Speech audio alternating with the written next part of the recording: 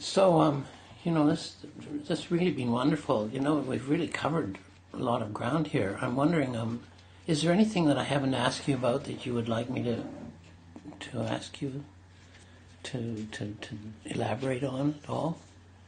Um, it's sort of at a loss.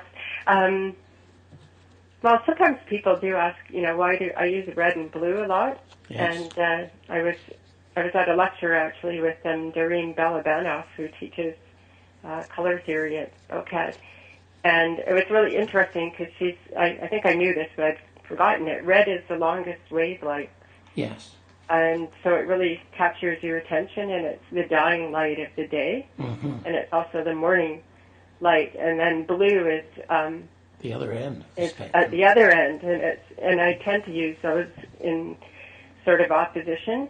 Yes. But I thought that was really interesting. I'm not quite sure what it actually means, except for me, the red is sort of life and energy Yeah. and warmth, and the blue is more the celestial, like the deep of the ocean, the deepness of the sky. Sure. And I guess there are the symbolic poles that my work Yeah. fits in. But That's- I try not to overanalyze it, but No. that's what I feel. When It's I'm terrifically interesting. Yeah. I know for me, when I think of red, I know that the red light, the long wavelengths, will go right out and disappear into space. That's why we lose heat from the Earth, because they're long wavelengths. They can escape the dust and keep right on going.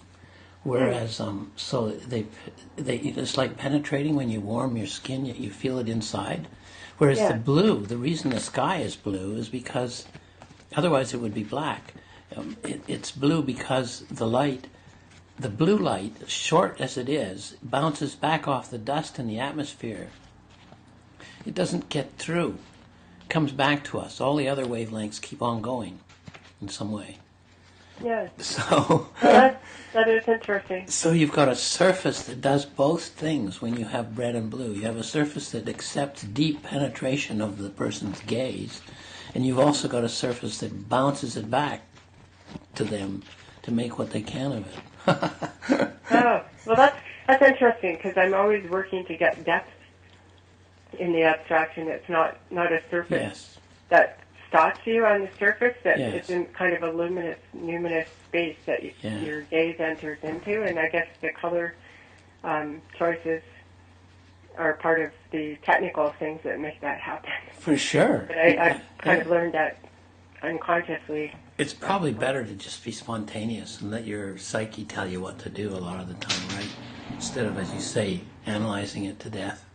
Yeah, not setting out to do that. But anyhow, I found that very interesting Sure. as a Really. concept. Yes.